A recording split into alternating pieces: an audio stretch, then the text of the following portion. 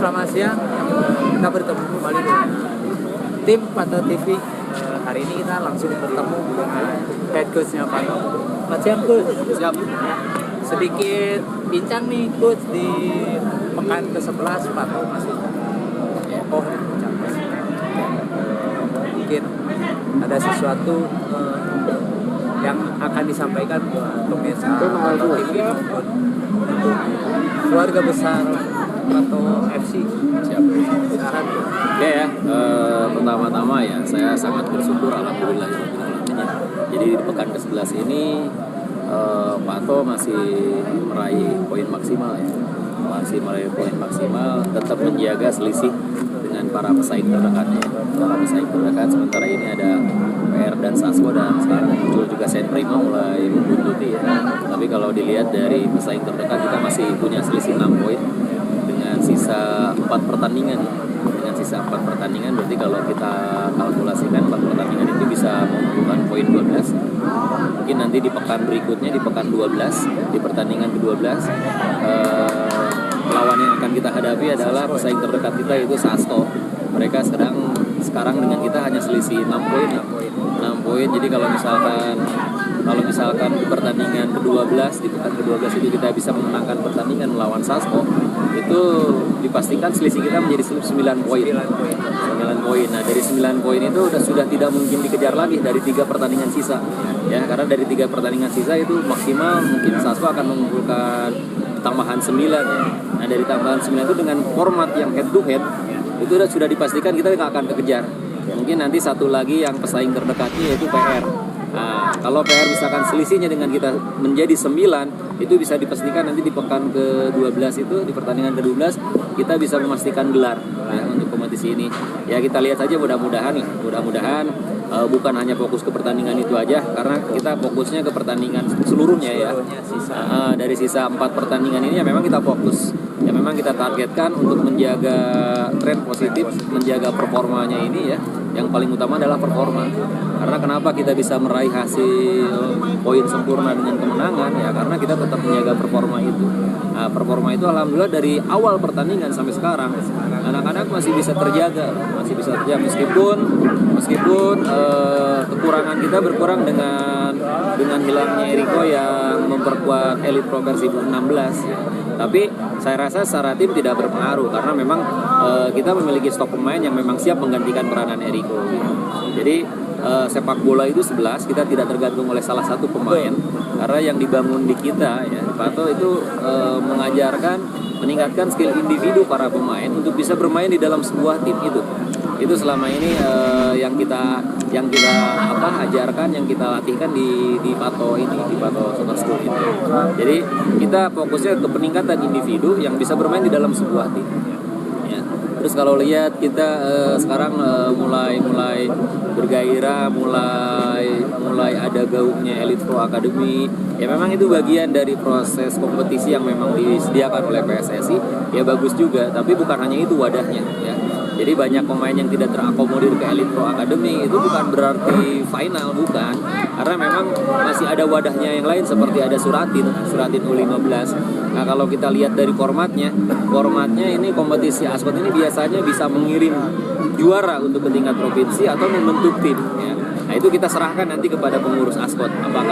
Apakah yang juara akan mewakili ASKOT Kota Bandung ke tingkat provinsi atau ASKOT sendiri akan menggelar seleksi? Ya kita ikutin aja ya. Yang penting kita berkontribusi, kita melakukan pembinaan di level terkecil yaitu klub kita yang berada di bawah naungan PSSI Kota Bandung. Ya nanti ke depan kita support. Kalaupun nanti kita juara yang mewakili ya kita siapkan juga. Karena seperti yang tahun kemarin ketika Sasko juara, Sasko mewakili, atau kita juga pernah waktu di tahun 2019 juara kita langsung mewakili ke tingkat provinsi ya. Memang apapun itu yang penting kita siap aja ya. Nah, jadi sekali lagi kompetisi usia muda sekarang itu sangat banyak ya. Jadi PSSI itu menggelar usia muda dengan banyak sekali wadahnya gitu. Mulai dari Elite Pro usia 14, 16, 18, ada Suratin 13, 15, 17 ya. Ada Elite Pro 20. Nah, saya berharap ya anak-anak tetap menikmati proses karena Elite Pro itu bukan tujuan. suratin juga bukan tujuan. Tujuannya bagaimana para pemain usia muda ini nantinya di masa yang akan datang dia bisa masuk di industri sepak bola. Ya. Sepak bola profesional ya mungkin sekarang ada Liga 1, Liga 2, dan usia emas pesepak bola di Indonesia itu adalah rata-rata di kisaran 24-25 ya. 24-25 itu usia emasnya. Berarti kalau misalkan mereka sekarang masih 15, ada 7-8 tahun ke depan untuk dia menggapai apa yang dia cita-citakan. Nah ini yang jangan salah diartikan, jangan salah persepsi. Jadi mungkin banyak sebagian yang sekarang menganggap bahwa Elite Pro itu tujuan. Bukan. Elite Pro bukan tujuan, itu Elite Pro bagian dari proses perjalanan pembinaan. Jadi bukan tujuan, karena tujuannya bagaimana anak-anak ini bisa masuk di dalam industri sepak bola. Industri sepak bola itu nanti ada Liga 3, ada Liga 2, ada Liga 1. Nah, Liga 3 sekarang mulai usia dari 20 tahun. Terus Liga 2, terus ada Liga 1. Nah, silakan kita persiapkan mereka menuju ke sana. Ya. Nah, bagiannya proses pembinaan dalam perjalanannya diwadahi dalam sebuah kompetisi ada Elite Pro, ada suratin. Jadi itu bukan tujuan, sekali lagi itu bukan tujuan ya. Mudah-mudahan kalau di kita sendiri, di Pato sendiri itu sering disosialisasikan. Ya, sering disosialisasikan. Mungkin banyak sekarang yang bercita-cita masuk Elite Pro U16 ya boleh. Tapi sebetulnya cita itu jangan di sana. Cita-citanya ya nanti di Liga 1 dan Liga 2. Karena Elite Pro itu adalah sebuah kewajiban peserta tim Liga 1 untuk memiliki akademi. Berarti harus memiliki pembinaan. Nah, sedangkan sekarang di Pato sudah menjalankan pembinaan. Ya sama saja, yang berbedanya yaitu lembaga atau wadah yang melakukan pembinaannya. Nah kalau Elite Pro Academy itu wadahnya adalah tim-tim Liga 1 harus melakukan pembinaan. Nah sementara kita sudah jauh-jauh hari dari tahun 73 ini sejak namanya Propelat sampai sekarang namanya Pato, kita terus melakukan pembinaan. Gitu.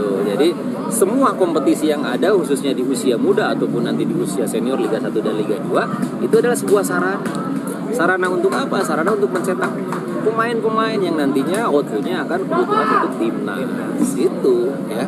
Itu. Jadi nanti diwadahi ada model timnas U16, timnas U19 dan timnas senior. Nah, jenjangnya ketika kita bisa memasuki timnas U16 ya bersyukur. Ketika kita bisa memasuki timnas 19 ya bersyukur lagi. Apalagi bisa sampai berjenjang. Tapi bukan berarti ketika kita tidak masuk timnas U16 selesai sepak bola, tidak. Ya, karena banyak sekali sekarang pemain timnas di level senior yang tidak melalui masa itu tidak melewati. Tahu-tahu dia ada di senior.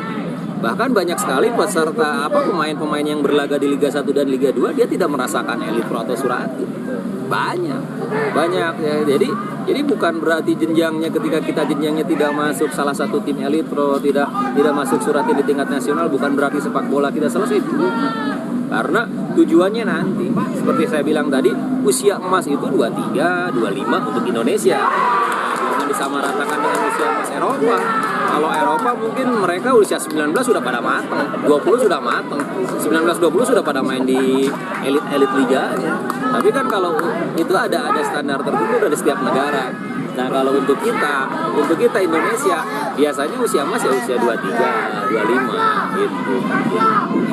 Ya mudah-mudahan ini bisa memberikan sedikit cara berpikir baru tentang pembinaan ya. Ya jadi kalau Pato sendiri sering mensosialisasikan bahwa tujuannya nanti adalah di industri sepak bola. Kalaupun tidak nyampe ke sana, semua orang kan talentanya berbeda. Ya. Kalaupun tidak nyampe ke sana, tapi mereka pemain-pemain yang dilakukan di pembinaan di sepak bola akan mendapatkan pembentukan karakter dari sepak bola itu sendiri. Contohnya para lulusan yang dari pembinaan sepak bola minimal dia memiliki jiwa disiplin, jiwa kompetitif. Itu yang sangat dibutuhkan nanti di kehidupan sosial nanti. Iya sangat-sangat positif. Satu lagi kalau kita ngomong olahraga ya untuk kesehatan juga. Ya. Banyak hal yang positif yang bisa didapat. Sepak bola itu media untuk pembentukan karakter manusia yang sesungguhnya itu. Ya, itu mungkin. Ada lagi coach? Barangkali saya rasa kalau balik lagi ke kompetisi ya, mudah-mudahan di 4 pertandingan sisa ini kita bisa meraih hasil maksimal. Ya, bukan tidak mungkin kalau kita sudah ngobrol tentang olahraga prestasi itu tentang rekor. Ya. Dan mungkin kalau misalkan kita bisa meraih poin maksimal, itu akan menjadi rekor yang saya rasa sulit dipecahkan dalam 10 tahun ke depan juga sulit.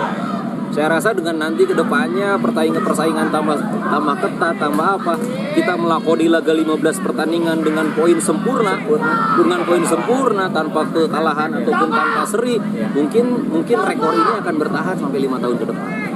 Saya punya keyakinan di situ. Makanya itu akan saya coba tanamkan. Kadang-kadang sepak bola kalau ngomong prestasi itu tentang rekor. Semua olahraga kalau tentang prestasi itu tentang rekor. Ya, tentang rekor. Jadi bukan berarti saya ambisius untuk menjadi juara ya, memang bukan menuntut juara, tapi diajarkan mental juara gitu. Jadi kalau Pato itu bukan menuntut juara, tapi mengajarkan bagaimana kamu bermental juara. Mental juara itu seperti apa? Pantang menyerah.